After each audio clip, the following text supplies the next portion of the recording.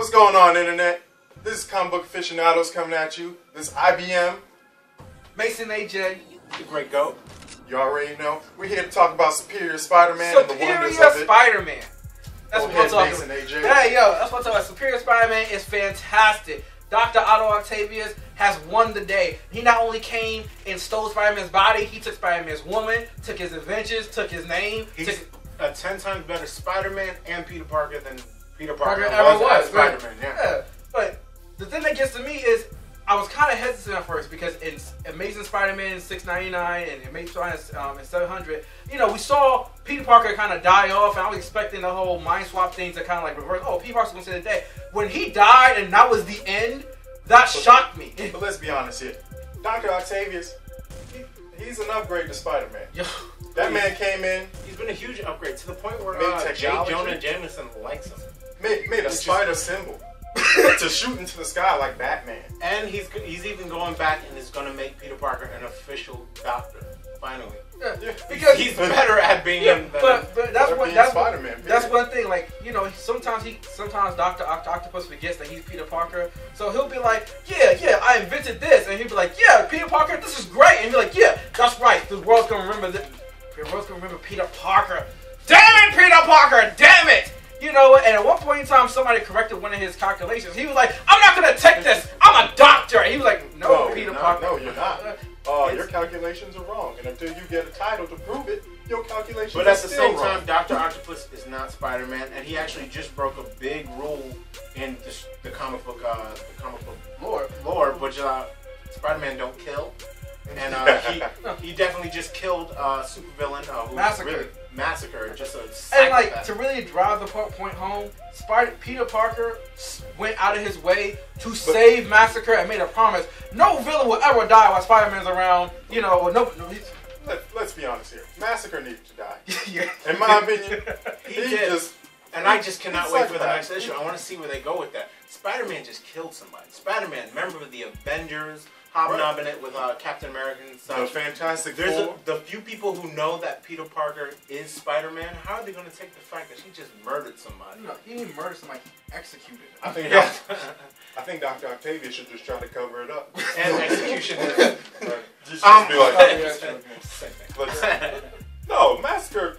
That was an accident. Dr. Octavius. No, I know. Shot that for.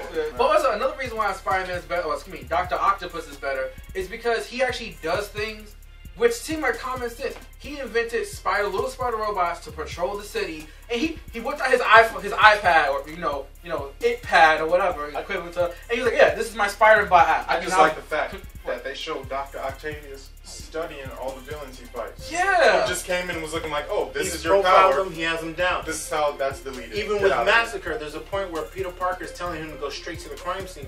Had Peter gone straight to the crime scene, more people would have died. A bomb would have gone off. But Dr. Octopus took the time. He mapped out his frequency or something his like radio that. frequency. Saved those people, and that called the cops ahead of time to be there, so they could evacuate. It was just brilliant. That's how you're supposed to do it.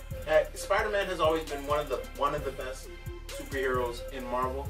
Dr. Octopus as Spider-Man might be the best superhero in Marvel, and that's huge. And for a 60-year-old character, that's huge. That is huge to say. And all he had to do was die. Spider-Man. I mean, that's a hell of a Especially since Spider-Man represents the epitome of being a hero in Marvel, period. Yeah. Because if you looked at everyone else on the Avengers either murders or they're a soldier, or they just gone over that extra line of where we had to kill that person. But Spider-Man, true and blue. I feel you in that, but the thing that made Spider-Man, Peter Parker true and blue to me, was the fact that Peter Parker was one of the only heroes in Marvel who had like life problems. He was worried about his girlfriend, money, money. How one issue where he saved the day, and then he was like, I don't know how I'm gonna pay my rent this month. That's a real life problem. I never seen Captain America. Not only that, but everybody he's ever fought was always like his cousin, his best friend. It was like his best friend's dad. Someone he met at even AA meeting. Dr. Octopus at one point, I think, almost married Aunt May. It was that's just craziness to everyone in his life. I like the fact that Dr. Octavius, as Peter Parker, looked at himself in the mirror and said, I am a handsome young man. like he just showed why Peter Parker is not using it. He's just not using all the traits he has. Smart, handsome, super strength, super agility, spider senses. New York shouldn't be a problem. The writing has really been backed up. My biggest complaint with the whole thing is that if you read the Superior Spider-Man, yeah, it's there. This is Dr. Octopus. If you read the Avengers and everything, he's still being written like it's Peter Parker in there. Which would have been great to show, especially to see Dr. Octavius walk into the Avengers Tower and be like, Iron Man, that's right, I have access to Iron Man's technology. To use his access with... Right, I'm friends with the Fantastic I want to see Four. what he could build with that stuff. What his relationship would be like if he, started talking to... I just hated you 5 days ago. Even if it's only like the little simpler sense, because he's always been a villain, so he's always had to like break in or steal or hack into something. To see him just walk in, a serious security guard be like, "Hi, Spider-Man, how you doing?" He was like, he's adjusted to being Peter Parker really easily. But in doing so though, he's got a better relationship with Aunt May. Mary Jane is with him more. She trusts him more than she's ever has. Right. He's looking at other women, which I think is great. In his mind, I guess because he still has Peter Parker's memories and everything, he still sees Mary Jane. Like every time Doc Ock does something awesome or something that's just pure common sense, Peter, the ghost Peter that's following him around, the embodiment of a spirit, stops and it goes, "Okay, I'll give you that one." Yeah, that was okay. That was a good idea, but we gotta get here. It's really, really great writing. I hope it goes farther because I feel like they're gonna do the comic book thing and just bring the man back. Yeah, I'm really expecting like Doctor Strange or some character like, "Oh, this isn't right. There's two essences in one body," and just reverse it. Which to me, I feel would be a mistake because we set up this. I feel like that would be such a cop-out. It would be cool. It would belittle the whole event. It would be interesting. The only thing that I can see coming out of it is that Dr. Octopus came back and became a hero. Or some type of hero liaison. Kind of like Hannibal Lecter when he's not eating people. Yeah. His own version of it. Yeah. All in all, like we were saying before, what it comes down to is the great writing. Dan Slott, who is the guy who brought back Squirrel Girl, and the same dude. He's behind this, so that's why the characters have just been amped up and everything. He's a great character writing. Dan Slott has really taken this whole story arc and made it work. This could have really went south, and there are a couple of naysayers out there, but they've gotten behind it. It's been even you kind of jumped on it. And then and now I'm a little iffy on the artwork. While I am a huge fan of Humberto Ramos. I'm a huge fan of him.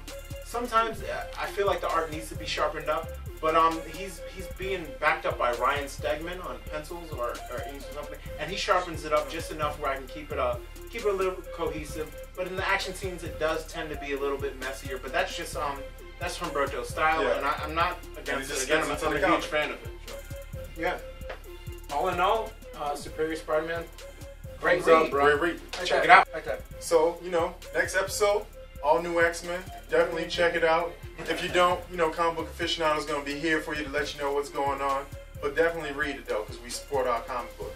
5 issues deep. Please pick them up. comicbooklocator.com. comicbookstorelocator.com, excuse me. Find the nearest comic book store next to you.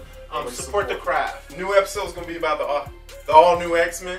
We just wanted to let you know before you check us out YouTube. Definitely check into that. Always support your comic book writers, readers, artists. We love you. Get out of here.